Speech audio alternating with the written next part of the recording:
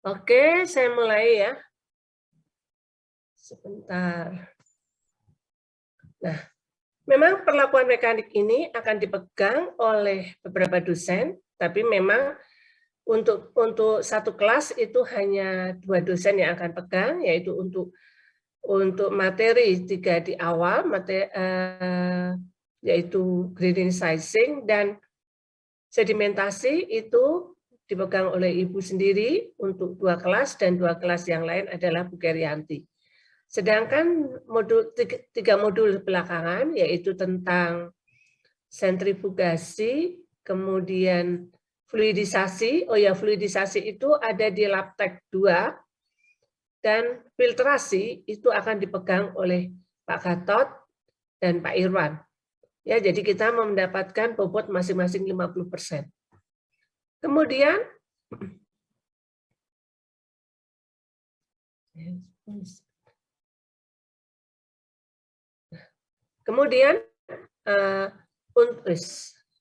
untuk materi itu adalah meliputi size reduction atau reduksi ukuran. Nanti ada kita praktek di Labtek 1 yang akan dimulai minggu depan ya. Kemudian penentuan ukuran kita bisa menggunakan centrifuge ya atau mixing ya. Kita biasanya menggunakan centrifuge ya. Kemudian sedimentasi itu pengendapan pada daerah laminer. Mau di kelas. Mungkin bisa di-mute siapa ya? Sedimentasi itu kenapa kita cukup panjang materinya karena kita harus melihat bagaimana penentuan sedimentasi pada daerah laminer, kemudian sedimentasi pada daerah transisi, dan kita akan bagi sedimentasi secara batch dan continue. Jadi itu materinya memang ada yang cukup panjang adalah pada daerah laminer maupun pada daerah transisi dan prosesnya maupun baik batch maupun continue. Kemudian referensi yang saya gunakan lebih banyak menggunakan Ginkgo-Bliss. Saya berharap kalian bisa menyiapkan boleh kopinya saja karena itu cukup banyak kalau kalian mau membeli di Dunia Baru. Pernah dengar toko Dunia Baru yang ada di dekat ITB ya? Itu ada yang tidak ori harganya tidak terlalu mahal karena kalau ori cukup mahal, yaitu transport process and unit operation.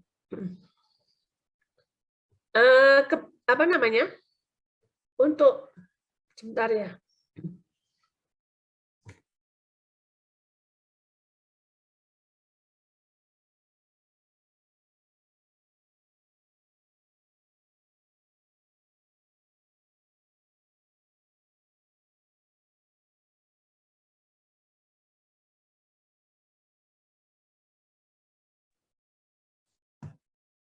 Untuk Ginkgo-Bliss ini kenapa Ibu lebih cenderung menggunakan buku ini karena memang mudah dipelajari dan banyak soal-soal yang bisa kalian pakai sebagai latihan. Jadi beberapa soal itu bisa kalian pakai untuk latihan sendiri dan pasti tidak akan terlalu jauh yang Ibu berikan dari soal-soal yang ada di Ginkgo-Bliss. Meskipun ada ada pengembangan, ada sedikit perubahan, tapi tidak akan terlalu jauh. Dan itu biasanya akan saya berikan juga pada saat kalian latihan soal. Selain itu, Ginkgo-Bliss juga banyak digunakan untuk OTK 1 dan OTK 3. Itu banyak digunakan. Kemudian kalau POS, memang ada beberapa peralatan yang bisa kita ambil dari FOS.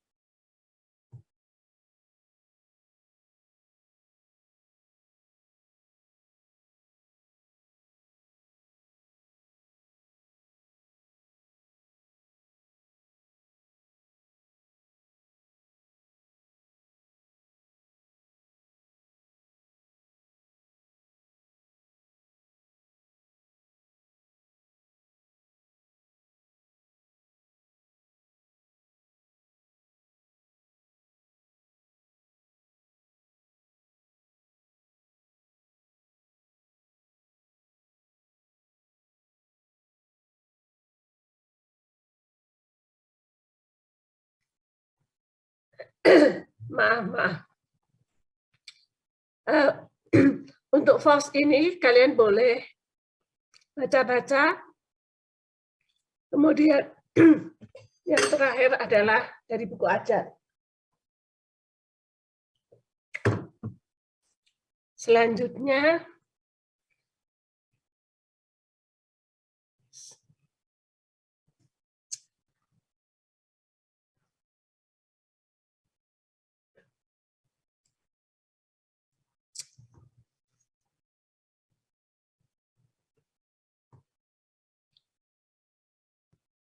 penilaian akan Ibu bagi pada beberapa nilai, yaitu lain-lain itu adalah meliputi kuis yang akan Ibu berikan bobot 10%, kemudian tugas dan aktivitas itu akan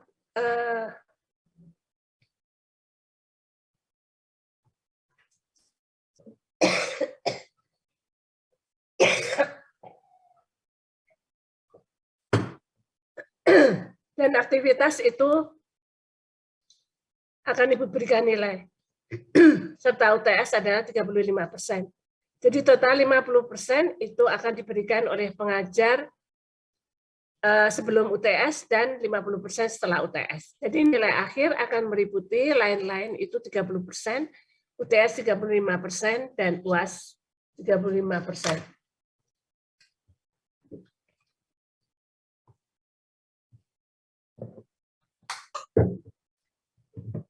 Sedangkan materi itu akan meliputi ya pada pertemuan pertama itu mengenai tentang pendahuluan yang sudah Ibu berikan ini semuanya.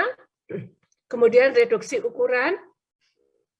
Pertemuan kedua kita bisa melakukan penentuan ukuran atau sizing dan soal-soal reduksi ukuran serta penentuan ukuran. Jadi bahan-bahan setelah direduksi, itu kita bisa mengukurnya berapa ukuran sesungguhnya dari bahan-bahan yang sudah kita reduksi. Jadi bahan yang direduksi itu tidak mungkin mempunyai ukuran, itu pasti. Jadi taruhlah kalau kalian memotong kain, itu kalian akan punya ukuran, 2 meter, 3 meter. Atau pada saat kalian mengukur suatu bahan, ini hanya 2 cm. Tapi karena ini adalah ukuran partikel-partikel kecil, maka kalian mempunyai cara untuk mengukur berapa ukuran partikel yang sesungguhnya. Jadi pada reduksi ukuran itu nanti akan Ibu jelaskan ya, ini materi dulu aja. Kemudian pengendapan pada darah laminer dulu untuk pertemuan 3, kemudian pada daerah transisi, pada proses batch dan continue. Sedangkan pada pertemuan 5, kita bisa melakukan proses pengendapan dan penentuan ukuran pada daerah transisi. Nanti ya, materinya, pertemuan 6, latihan soal dari minggu ke-4 dan 5, dan kuis hanya bisa diberikan 1 kali. Untuk kuis untuk pertemuan ke-7. Sedangkan tugas mungkin akan beberapa kali Ibu berikan. Ya, jadi nanti semua tugas dan pekerjaan bisa kalian kirim ke Google Classroom ya.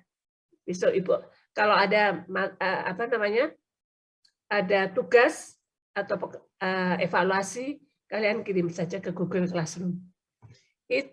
Nah, kita mulai dari materi yang pertama.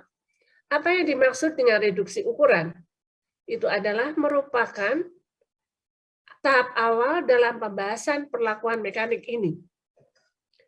Pengecilan ukuran sangat diperlukan karena akan membebaskan mineral berharga.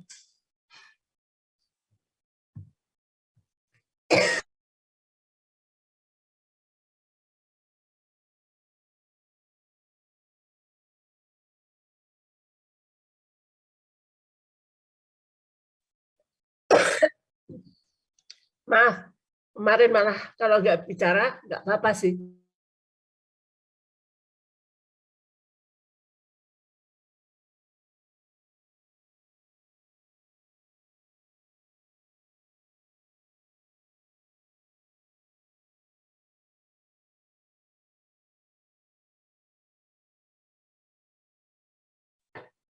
Jadi, suatu pengecilan ukuran sangat dibutuhkan dalam suatu proses, karena dalam suatu kondisi tertentu, kita perlu membebaskan mineral berharga dari material pengotornya. Contohnya saja, pada saat orang mau mengambil emas, emas murni itu, paling yang didapatkan dari batuan emas, jadi biasanya disebut ada diambil dari batuan emasnya, itu hanya kecil sekali emas yang akan didapatkan.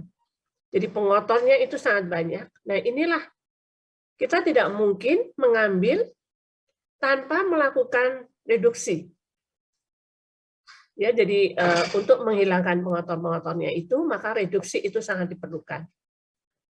Kemudian kita tahu bahwa dalam menghasilkan ukuran dengan bentuk partikel yang sesuai, itu dibutuhkan suatu ukuran material yang sekecil-kecilnya. Jadi tidak mungkin ukuran dalam cukup besar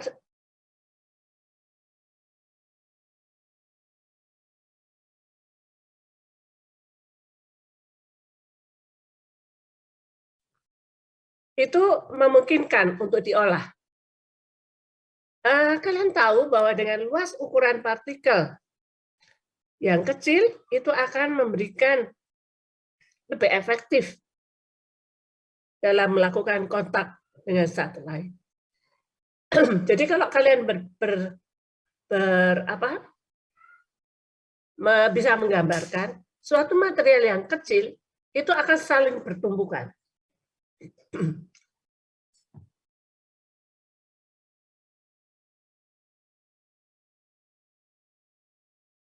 Bayangkanlah kalau material yang berupa bongkahan-bongkahan itu yang bertumbukan, maka jumlah yang bertumbukan itu sangat kecil atau sangat sedikit. Padahal dalam suatu reaksi,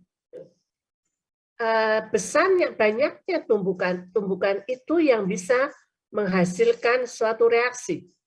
Jadi nanti akan saya jelaskan bagaimana kalau suatu material itu bertumbukan, itu akan suatu ada keadaan di mana nilai yang disebut dengan diameter partikel rata-rata.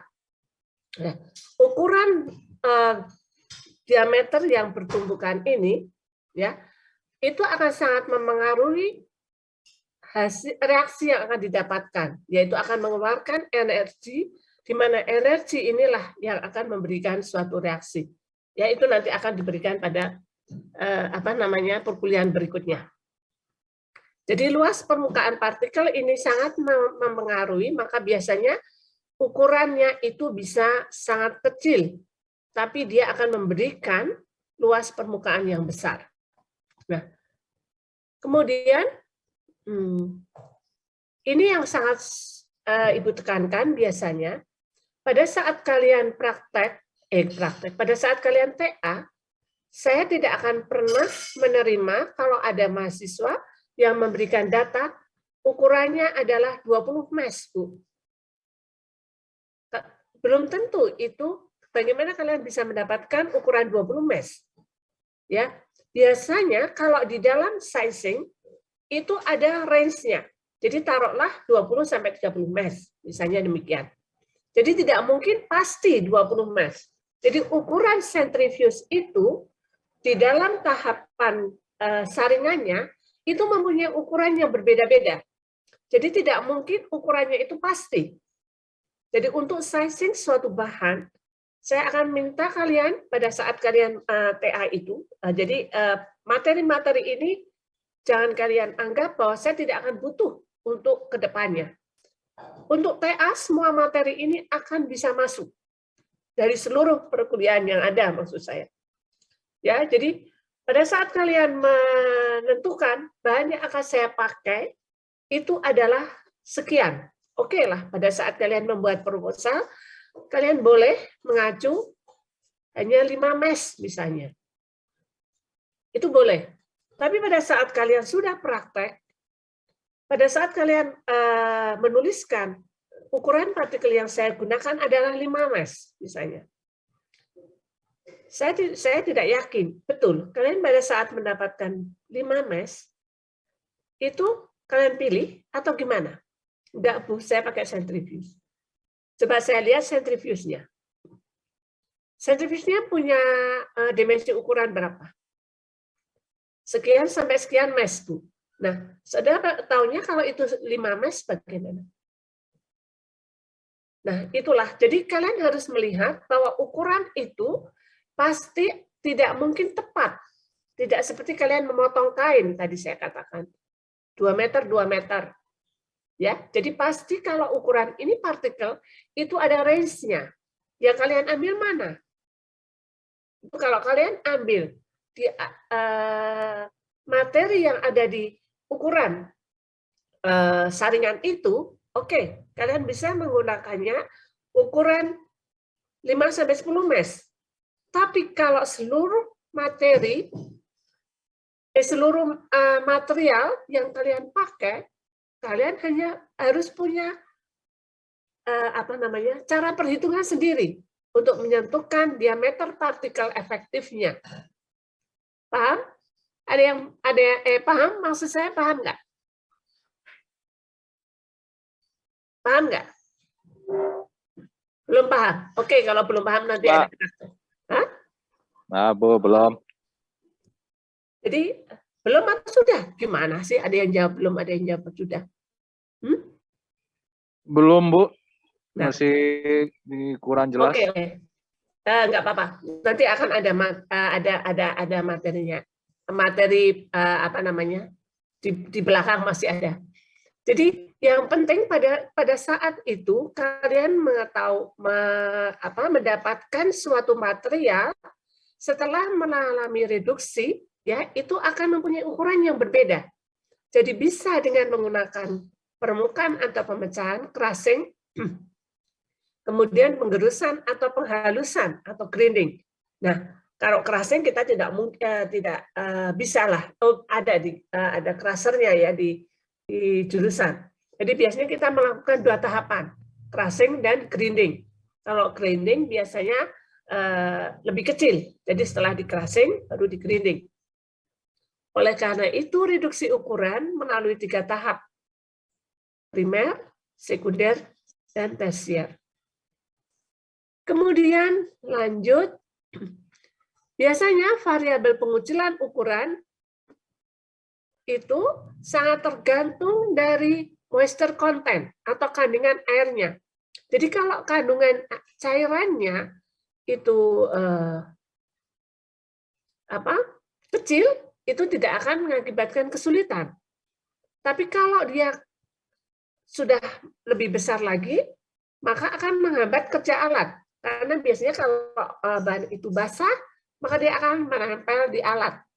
Kemudian kalau sangat basah, itu lebih sulit lagi.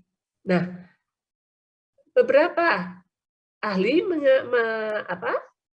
menentukan bahwa ternyata ada rasio reduksi. Yaitu untuk crusher bisa rasionya 3-7, dan grinder rasionya ada sampai dengan 100.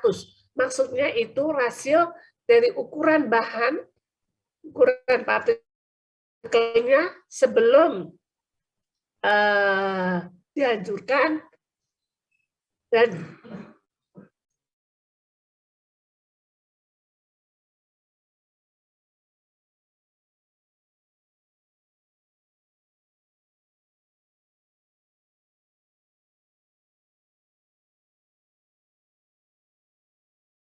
sebelum dihancurkan dan setelah dihancurkan. Ini adalah beberapa peralatan yang dipakai untuk reduksi ukuran. Makanya tadi Ibu menanyakan, apakah bahan perlu diperkecil ukurannya? Sebagai seorang orang kimia, kita akan yakin bahwa bahan itu akan sangat diperlukan pada suatu proses yang membutuhkan ukuran kecil. Jadi, misalnya kita menggunakan katalis. Kalau katalisnya itu padatan, ukurannya besar. Ada yang bisa menjawab nggak? Akan saya ambil ke aktivitas saudara. Pada saat suatu katalis yang kita gunakan berupa katalis padat, kemudian ukurannya besar dibanding ukuran kecil. Padat ya, ini saya sampaikan padat, bukan cairan ataupun gas. Apa keuntungannya kalau ukurannya kecil? Ada yang bisa menjawab? Apa keuntungannya kalau ukurannya kecil? Sebutkan. Kalau ini padatan. Pada suatu bahan yang padat, pada saat dia bereaksi, maka yang bereaksi itu ada di mana?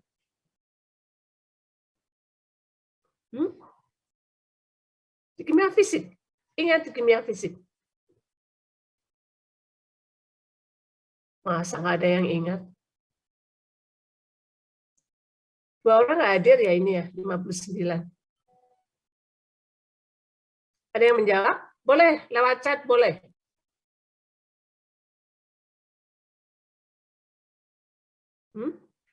Masa sih nggak ada yang ingat tahu? Kalau misalnya ukurannya kecil, kalau itu padat, suatu padat, katalis, ini saya berbicara tentang katalis. Kalau misalnya itu adalah suatu bongkahan begini, kemudian kita masukkan ke dalam bahan, yang bereaksi itu ada di mana? Hanya ada di, halo Daniel, di mana? Reaksi itu di apa? Di permukaan ya, Bu. Nah, siapa yang jawab? Ashifa, Bu.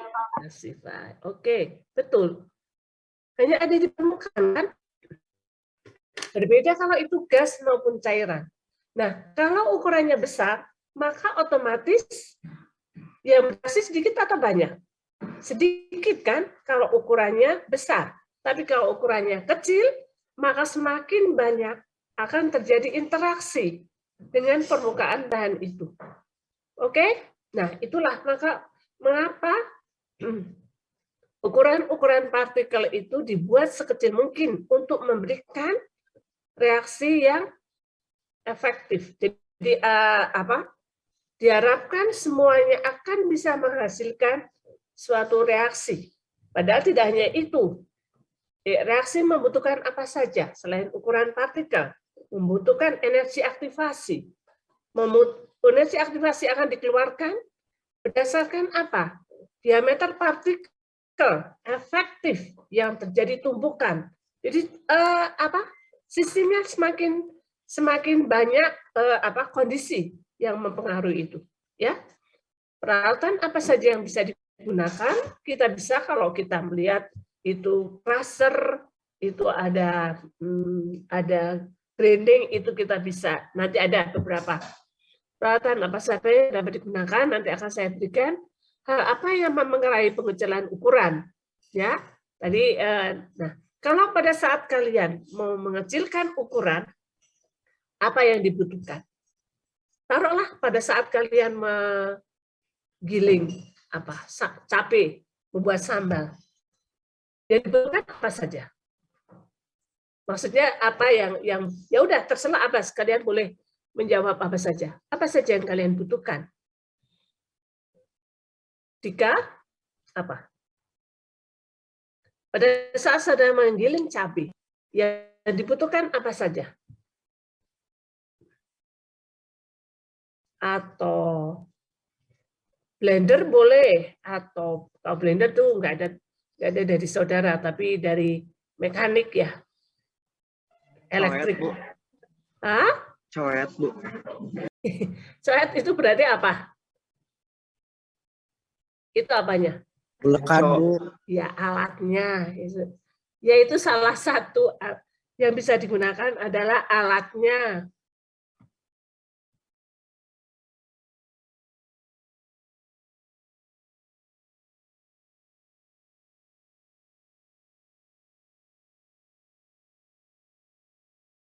Selain alatnya, apa lagi? Apa lagi? Dani, apa Dani? Tekanan, atau berarti tekanan itu bersumber dari apa? Bersumber dari apa? Energi, Bu. Apa? Nggak dengar ah. Siapa namanya siapa? Dani tadi. Cewek kok tadi yang jawab? Ahmad Nurani, Bu. Ahmad Nurani. Oh, Ahmad Nurani. Siapa? Nurani. Berarti Deni nggak jawab. Apanya? Dari apanya? Berarti ada apa? Biarin lama nggak apa-apa. Jawab dulu. Dari apa? Tenaga atau ada power yang ditimbulkan. Benar nggak? Kalau kalian sambil tiduran, sambil baca komik, sambil main HP, terus giling numbuk cabai. Kalian halus nggak? Belum tentu kan? Atau kalian lagi leles-leles, males-malesan sambil. Berarti butuh tenaga atau power yang dibutuhkan untuk menghaluskan. Oke, selain alat, ada power. Satu lagi apa biasanya? Kalau kalian menggiling itu, hasil sebelum dan sesudah akan berbeda. Berarti sangat tergantung dengan apa? Dengan apa? Bahan bukan, Bu? Ya, ukuran bahan. Siapa itu yang jawab? Siapa yang jawab? Nggak mau jawab. Nggak mau. Siapa tadi yang jawab? Halo? Dika, Ibu. Siapa? Dika. Oh, Dika. Dika. Oke. Makasih. Jadi ternyata ada beberapa faktor. Kalian nggak pernah sadar bahwa itu adalah beberapa kondisi atau hal-hal yang perlu diperhatikan pada saat kalian melakukan reduksi ukuran. Jadi, kita bisa melihat bahwa suatu alat pengecil ukuran atau untuk menghancurkan bahan, maka ada beberapa suatu kondisi yang perlu kita ketahui. Ya, jadi ada suatu hal yang disebut dengan work index atau indeks kerja. Adalah kemampuan alat pemecah dalam menghancurkan bahan dengan menggunakan daya tertentu. Ya, jadi ternyata ada indeks kerja setiap bahan itu yang berbeda-beda nilainya. Jadi kalau misalnya kita ada clay yang kita hancurkan, ya, dengan menggunakan alat tertentu, karena clay mempunyai indeks kerja kecil, ya, maka kita bisa lebih mudah dalam menghancurkannya. Berbeda misalnya dengan batu bara. Dengan alat tertentu, karena nilai indeks kerja dari batu bara itu tinggi, maka dia akan mempunyai ukuran tidak sekecil dari clay. Taruhnya setara seperti itulah. Jadi coke itu mempunyai indeks kerja tertentu. Jadi dengan alat yang sama, untuk memperkecil ukuran, itu sangat tergantung dari work index atau nilai indeks kerja alat tersebut, bahan tersebut, sehingga dengan tenaga yang dikeluarkan oleh alat tersebut, maka kemampuannya belum tentu sama untuk menghasilkan ukuran dari suatu partikel. Ini saja ya materi yang gampangnya itu, ini tidak usah dihafalkan, nanti pasti akan diberikan, yaitu nilai indeks kerja masing-masing bahan. Ya, ini banyak sekali. Kemudian saya lanjut, mana tadi?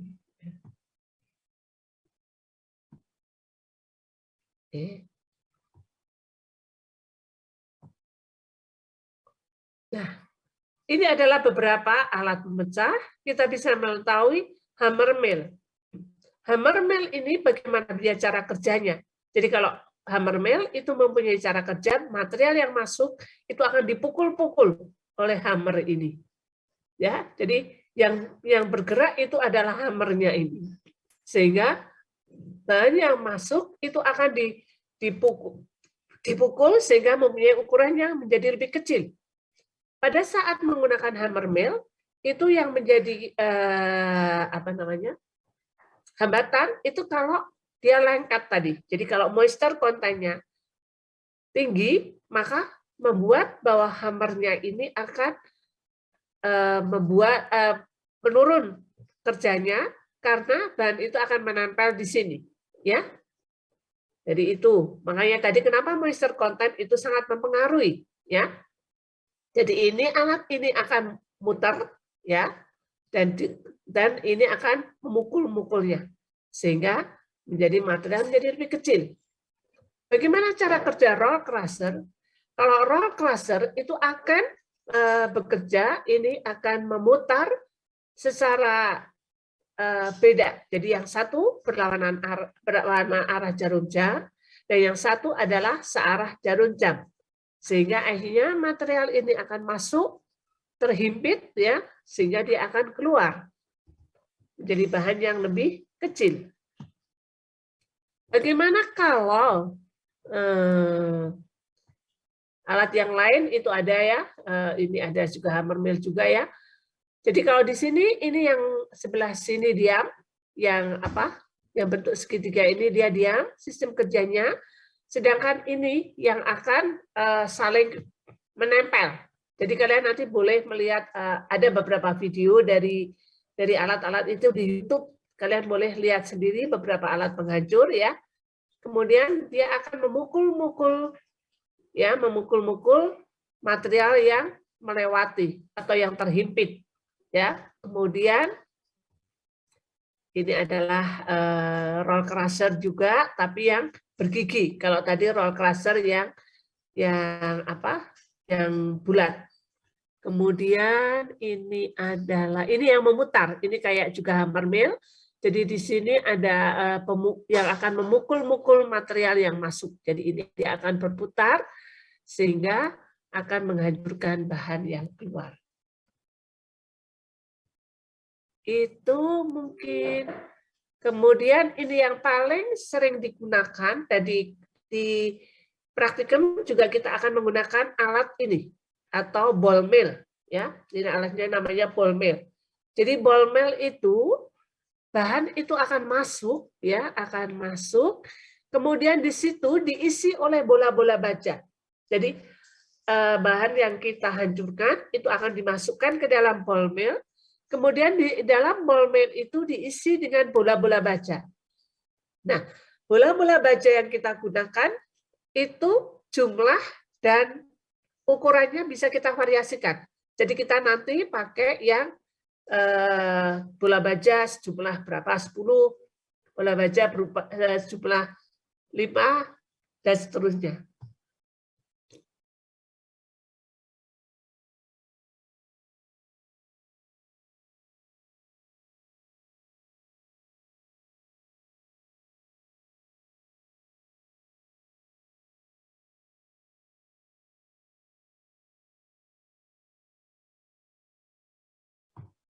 Ya, ini bola-bola bajanya itu nanti bisa kita variasikan. Jadi biasanya kita akan melakukan tahap pertama itu kita crushing dulu, kemudian kita gunakan yang kedua itu adalah dengan menggunakan bola-bola baja, dengan menggunakan ball mill. Jadi bola bajanya dimasukkan, mau divariasikan boleh, kemudian kita gerakkan ya. Jadi di situ ada powernya yang akan menggerakkan bola-bola baja tersebut. Jadi nanti dia akan bergerak. Alat ini akan bergerak sepanjang sepanjang belt ya. Jadi itu ada beltnya. Kemudian dia akan bergerak sepanjang belt, di mana gerakan dari mill ini ya, dia sebut ball mill karena di situ diisi bola baja. Gerakan dari mill ini selain dia memutar ya, alat itu memutar, dia akan bergerak dari depan ke belakang. Ya, jadi ada dua gerakan yang bisa memberikan tenaga sehingga bahan itu akan menjadi hancur. Itu. Kemudian daya dalam menghancurkan bahan. Nah, ini tadi saya yang menyampaikan bahwa ada suatu kebutuhan energi atau daya yang dibutuhkan sehingga kita bisa menghancurkan suatu bahan. Tapi yang perlu diperhatikan yaitu bagaimana cara mengatasi friksi mekanis. Ya, jadi harus ada suatu usaha untuk mengatasi friksi mekanis yang terjadi. Jadi jangan sampai bahan itu menjadi hancur atau tidak. Jadi kalau misalnya kita membutuhkan ukuran, misalnya berapa ya? 20 mes itu kecil ya. 5 mes gitu ya. Tapi ternyata karena adanya friksi mekanis, maka bahan itu menjadi lebih kecil dari 5 mes. Sekarang Ibu tanya, 5 mes sama 20 mes, ukuran bahannya besar mana? Veronica. Veronica, kalau kita mau butuh bahan yang 20 mes, maka yang terjadi 5 mes. Itu masih perlu dihancurkan lagi atau justru itu malah terlalu kecil? Hah? Veronica. Atau siapa yang bisa menjawab boleh menjawab. Jangan-jangan saudara siapa dulu? Di chat ada. Oke. Sebentar saya buka chat. Oh, Helmi tadi. Helmi. Boleh di chat.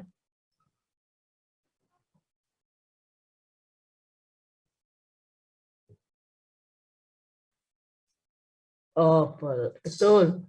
Tadi Ibu tanyanya yang apa? Jadi yang besar yang 20 atau yang 5 mes, Veronica? Yang besar yang 20 atau yang 5 mes? Kalau masih 5 mes ya, berarti perlu Yang besar 5 mes, Bu. Oke, betul. Oke, terima kasih. Oke, saya tutup ya. Itu yang. Nah, dalam menghancurkan bahan ini, ternyata ada suatu nilai yang disebut dengan perubahan energi. Atau perubahan energi per perubahan ukuran, ada suatu nilai yang besarnya adalah C kali X pangkat min N. Atau C adalah konstanta yang besarnya tergantung dari jenis material dan alat. Ya, jadi tadi material itu tadi saya sampaikan bahwa ada suatu indeks kerja yang dimiliki oleh setiap material. Ya, nah itu akan berbeda-beda hasil yang diberikan. Kemudian teori yang menentukan energi kombinasi itu ada 3 yang yang mendapatkan, yaitu Rittinger, Kix, dan Born. Nah, mana yang sering digunakan? Ini akan ada di sini. Teori Rittinger itu adalah energi proporsional terhadap luas permukaan baru yang terbentuk. Hasil percobaan dinyatakan dalam energi mekanis yang dibutuhkan dalam menghasilkan luas permukaan baru yang terbentuk. Ya, jadi itu yang mengapa tadi saya mengatakan bahwa energi itu dibutuhkan. Kalau kalian membuat sambal, energi itu dari mana? Ya dari badan saudara sendiri. Tadi saya mengatakan bahwa kalau kalian ogah-ogahan, tiduran aja, nggak mungkin ada energi kan? Nggak akan menghasilkan sambal yang halus. Ya. Luas permukaan baru, selisih luas permukaan sebelum dihancurkan dan setelah dihancurkan. Ya, Rittinger mengatakan bahwa nilai N-nya adalah 2. Ya, jadi ternyata kita membuat sambal aja itu ada beberapa hal yang perlu kita butuhkan. Kita butuh tenaga. Kita melihat ukuran partikel yang didapatkan. Ya, kita mengetahui berapa indeks kerja dari bahan tersebut. work index tadi ya kita mungkin cabai nggak akan masuk ya, karena yang biasanya yang dihancurkan itu adalah logam. Jadi mungkin saudara nanti bolehlah penelitian berapa ya indeks kerja dari cabai gitu, ya meskipun nanti nggak dianggap itu nilai penelitian saudara. Ya, itu gambarannya bahwa kalian melakukan pekerjaan sekecil apapun, ternyata itu ada hubungannya dari teori yang kalian dapatkan. Ya, kalian mengolah apa ya? Bikin kue lah. Jadi cewek-cewek kan suka ya liburan bikin kue, nggak cuma beli ceko, beli geprek dan seterusnya. Pada saat kalian membuat kue, apa yang perlu kalian atur di situ? Apa yang diatur? Boleh nggak kalau kalian bikin kue, udahlah, karena ada terigu 5 kilo, saya masukin aja semuanya. Telurnya 2. Jadi nggak? Nggak kan? Berarti apa yang perlu dipikirkan dalam membuat kue? Takaran, Bu. Takarannya, Bu. Oh, kerennya lah kalian anak kimia. Apanya? Takarannya, Bu. Iya, takarannya itu apa kalau kalian anak kimia? Komposisi, Bu. Komposisi. Kalau komposisinya udah dapat, oke, kalian udah sesuai. Biasanya yang diukur tuh apanya sih? Kalau kalian pada saat membuat apa ya? Pada saat kalian membuat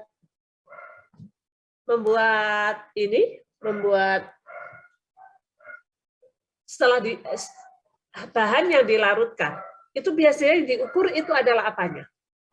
Kalau kalian membuat larutan padatan, itu biasanya yang diukur apanya? Volumenya. Perbandingannya itu biasanya diukur sebagai apa? Sekian gram per volume. Biasanya apa? Kalau kalian menuliskan suatu bahan, biasanya yang kalian tulis adalah apa? Disebut apa itu? Kadar. Pernah dengar nggak? Biasanya mahasiswa itu yang sering pada saat dia menulis, ini saya hubungkan langsung ke pada saat kalian harus menulis TA atau penelitian, karena sekarang luar biasa karena sudah banyak mahasiswa yang mengikuti PKM. Pada saat kalian membuat proposal, jangan sampai kalian membuat tulisan kadar 25 begitu aja. Boleh nggak? Sama pembimbing atau sama sama reviewernya ya mungkin ya. Itu dicoret nggak biasanya kalau saudara menuliskan seperti itu? Atau pernah? Kalian sudah pernah belum mengikuti PKM? Usahakan kalian sebagai orang kimia berikan satuannya. Pernah nggak saudara? Jadi pada saat kalian menulis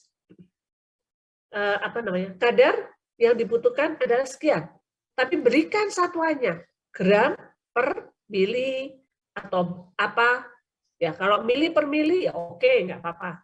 Tapi satuan itu sangat penting supaya kita itu tidak asal memasukkan suatu bahan.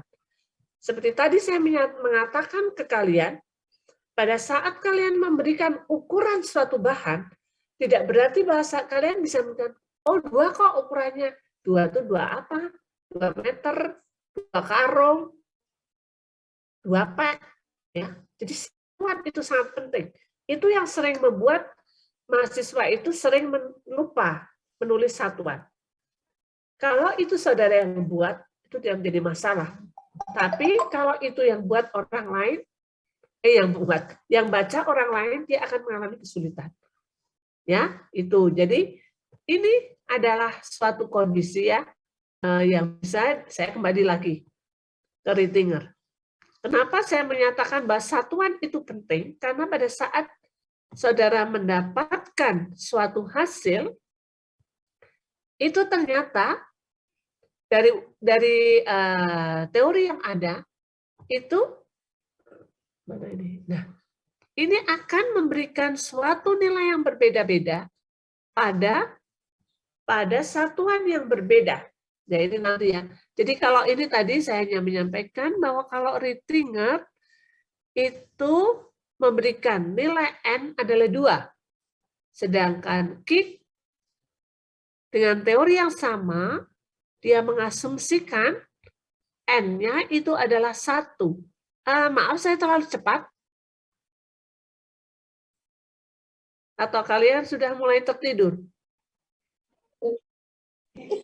Iya Bu, terlalu cepat. Terlalu cepat? Oke. Saya perlambat. Jadi gini loh, kenapa saya menyampaikan bahwa satuan itu sangat diperlukan? Karena dalam suatu teori yang sekecil, sesimpel ini maksud saya, jadi teori penghancuran saja, itu akan memberikan memberikan rumus sangat tergantung dari ukuran partikel.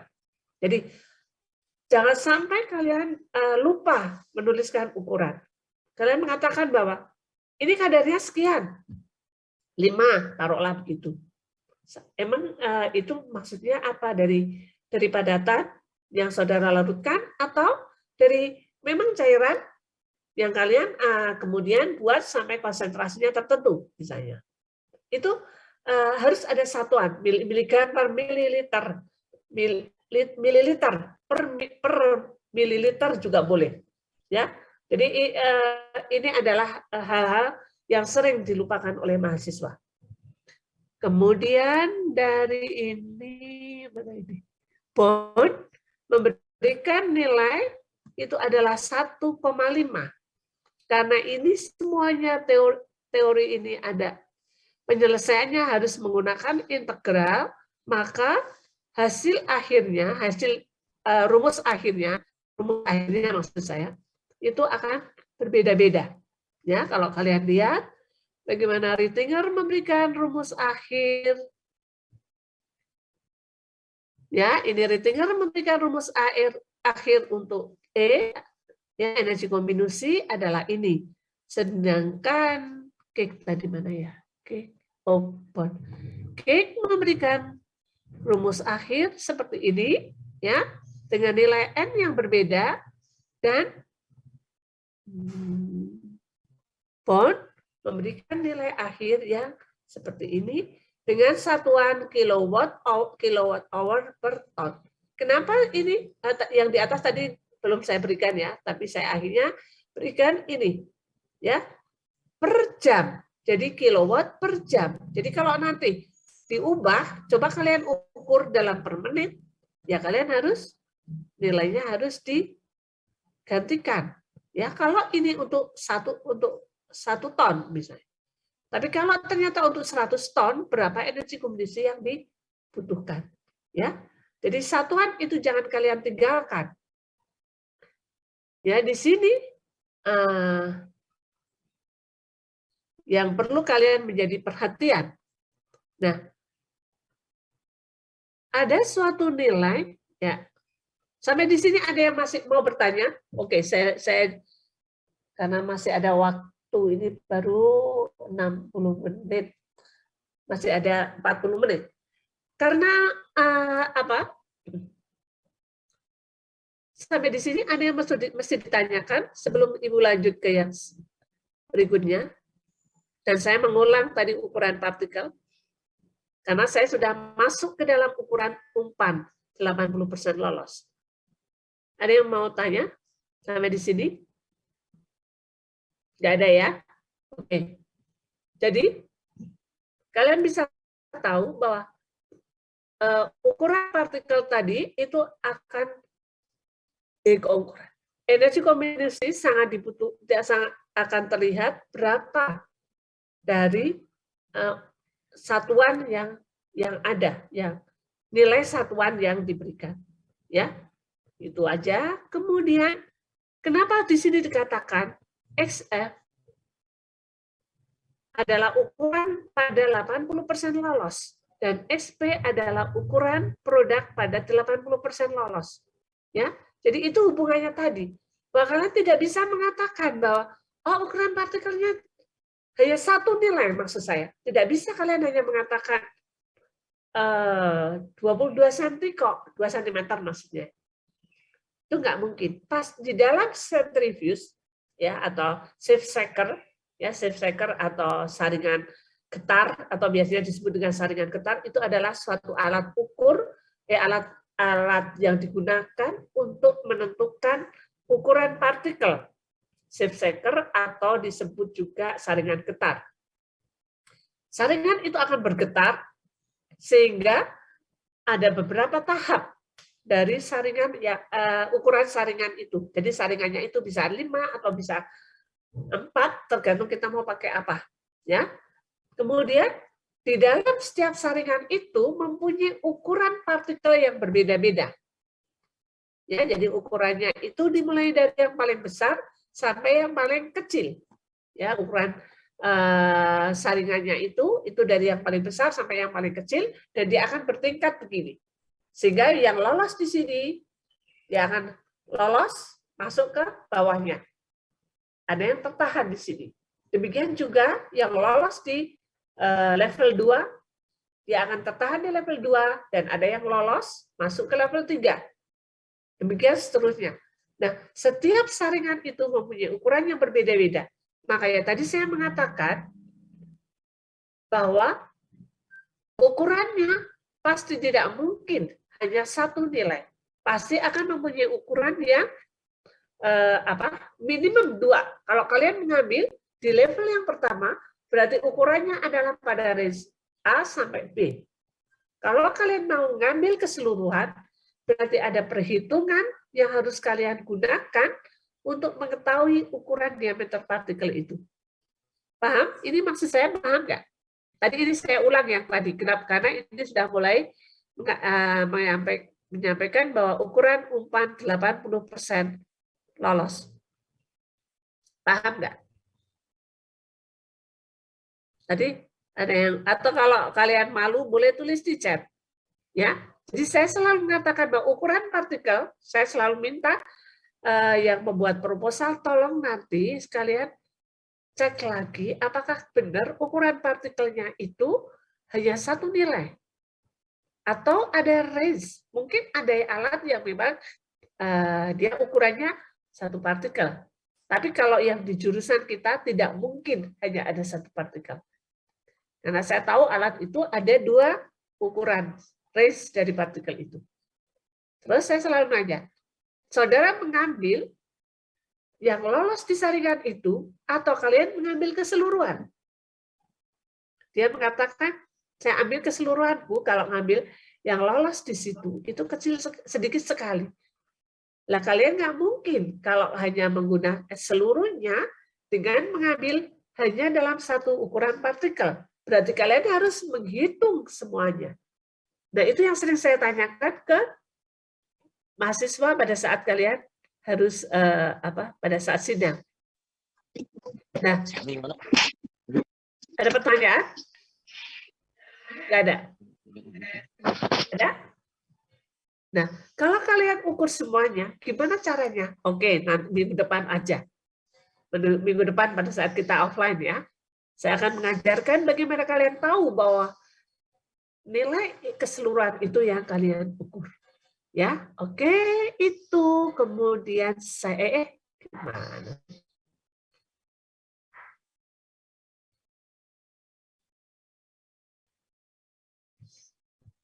Ya.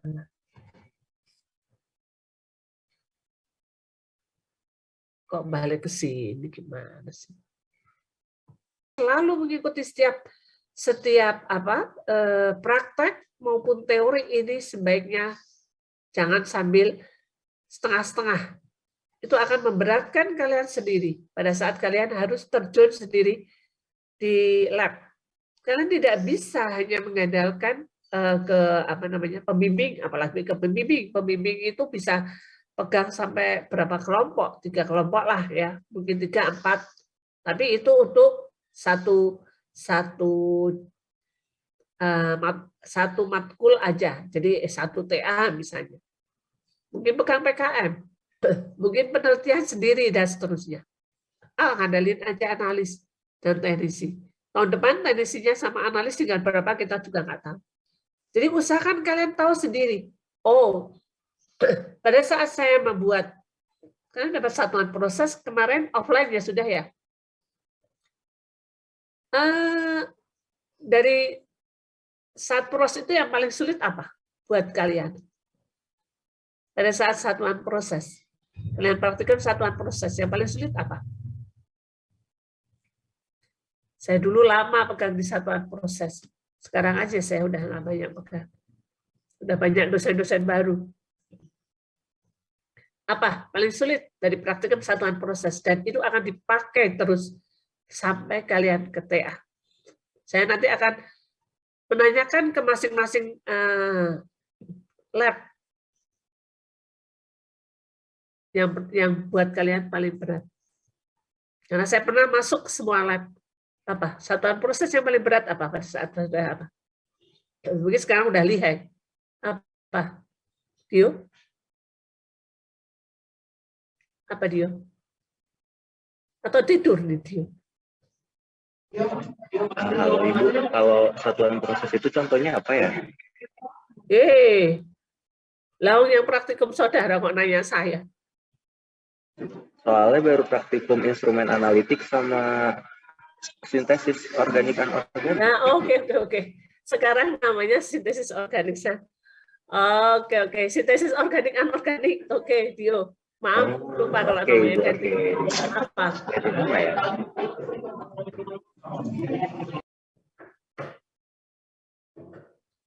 Apa yang paling sulit?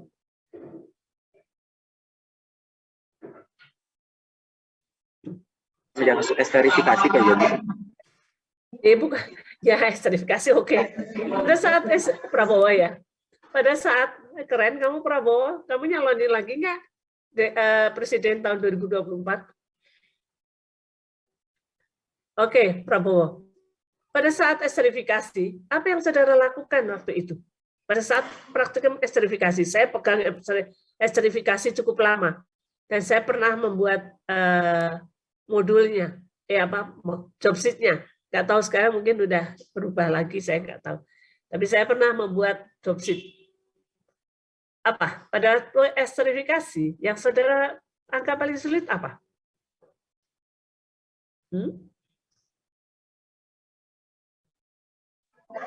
Oh, kalau ester itu kan kebetulan online, cuma kelihatannya kompleks gitu. Tapi kalau masa sih? Oh, kalian masih online? Online ya? Setengah Bu di. Oke. Jadi ada yang itu awal pandemi ya? Awal pandemi ya? Sudah mau berakhir. 50%. Iya betul. Ya. Paling sulit adalah pada saat kalian harus merangkai alat. Ya, itu cobalah kalau kalian mulai merangkai alat di sintesa organik anorganik itu yang paling cukup sulit ya. Jadi mahasiswa kelas 3 yang lulus itu adalah mahasiswa yang terlama mengalami praktikum mengalami perkuliahan online. Jadi itu mereka baru semester 2, baru dapat 2 bulan langsung stop untuk pandemi karena terjadi pandemi. Oke, literasi Bu. Siapa di Iksan Amal? Oke. Nah, mereka kemarin TA sudah dianjurkan offline. Semua harus offline. Padahal dia sama sekali tidak pernah mengalami praktikum online. Nah, itu adalah suatu kondisi yang paling berat yang mereka alami. Tapi semuanya bisa teratasi karena mereka effortnya cukup besar untuk menyelesaikannya. Jadi banyak usaha yang harus dilakukan. Pada saat merangkai alat, Bu, ternyata pada saat merangkai alat kita hanya lihat dari e-learning ya. Jadi e-learning Ternyata kita mau memasang alat ini, goyang sedikit, pengaduknya udah nggak jalan. Kita goyangin sedikit, ternyata nggak bisa nyampur mixingnya itu nggak terjadi karena kurang ke dalam. Ya itulah banyak hal. Makanya pada saat kalian sudah mulai offline, usahakan semuanya kalian perhatikan dengan benar supaya kalian tidak mengalami kerugian. Itu ya. Jadi kemudian praktikum apalagi? Sintesis organik itu adalah cukup banyak yang bisa kalian pelajari. Bagaimana kalian bisa menggunakan refraktometer, bagaimana kalian harus menentukan secara gravimetri, kemudian bagaimana kalian harus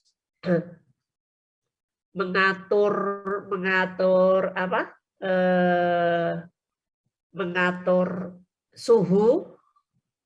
Apakah saya harus bisa menggunakan media air ataukah saya harus menggunakan media parafin dan sebagainya.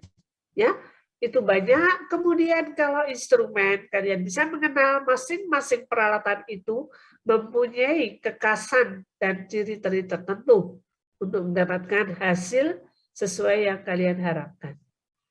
Bagaimana saya harus menggunakan larutan standar dulu. Mengapa larutan standar ini harus kita gunakan dulu sebelum kita mendapatkan data dari hasil yang kita ingin cek ya, atau kita ingin analisis, dan masih banyak lagi cara. Kemudian mengenai apa sih desa organik anorganik? Kimia fisik itu ada nggak sih? Oh, kimia dasar atau kimia fisik ya? Ya udah banyaklah. Semua praktikum. Jangan sampai kalian lalai untuk terlena untuk hanya ambil data. Tapi prosedur itu memang betul-betul harus kalian pahami. Juga cara perhitungan data. Jadi jangan sampai perhitungan data itu, udahlah biarin, saya copy paste sama punya teman saya aja. Nanti tinggal saya ganti nilai yang saya dapatkan. Tahapan itu jangan sampai kalian lewatkan. Udahlah, dapat tekanan vakum. Tekanan vakum itu misalnya gimana kita bisa mendapatkan tekanan vakum sampai sekian? Apa yang harus kita lakukan tahapannya supaya alat tidak rusak? Data yang kita ambil adalah real, ya. Itu mungkin yang bisa saya sampaikan hari ini. Jadi dalam suatu perhitungan, bila XF dan EB dalam satuan fit, maka kita akan mendapatkan nilai yang berbeda untuk tiap-tiap satuan yang berbeda. Jadi data itu akan memberikan hasil yang berbeda pada satuan yang berbeda. Akan memberikan penyelesaian yang berbeda. Satuannya ini bisa kalian lihat ya, satuan ini kita pakai kalau kita menggunakan satuan apa, paper T-nya. Kemudian satuan ini akan kita pakai bila satuan yang kita gunakan apa. Itu mungkin yang bisa saya sampaikan hari ini.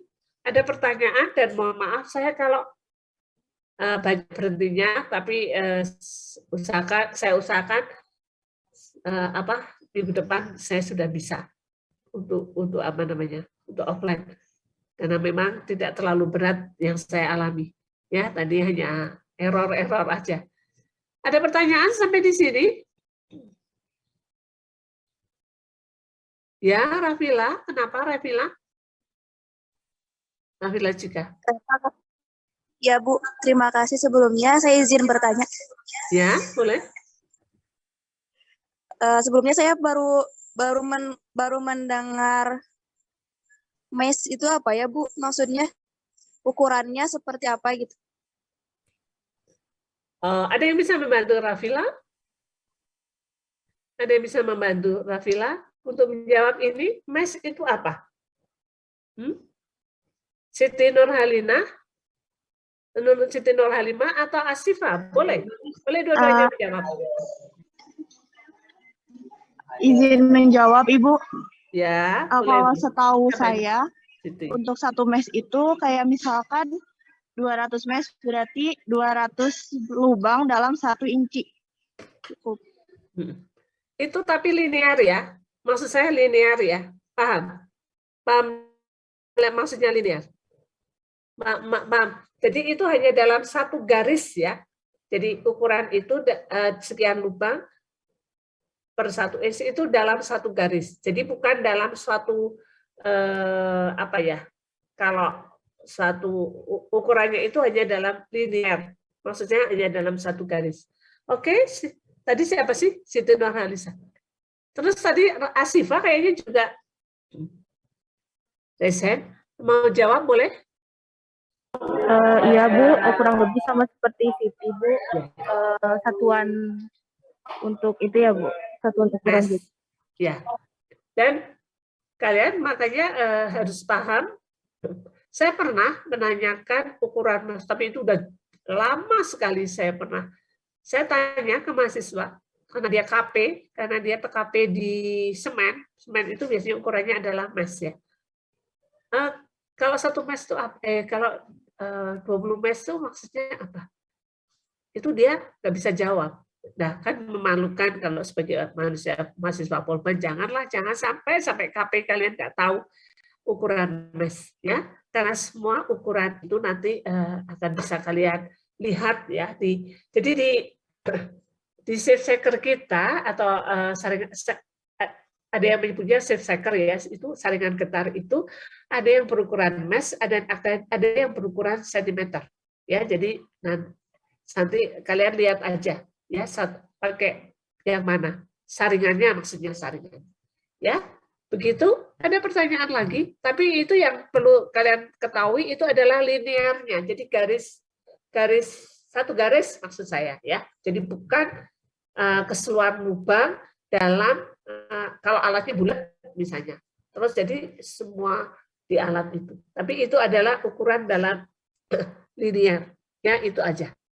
Ada pertanyaan lagi? Kalau saya bisa jawab langsung, akan saya jawab langsung. Tapi kalau enggak, kita tunda dulu. Ada lagi pertanyaan? Nggak ada? Oke. Mungkin ini materi awal yang bisa saya sampaikan. Semoga kalian semuanya sehat dan tetap dapat mengikuti perkuliahan sampai akhir. Selamat siang, sampai ketemu. Oh iya, maaf. Kita harus membuat bukti perkuliahan. Meskipun online, saya harus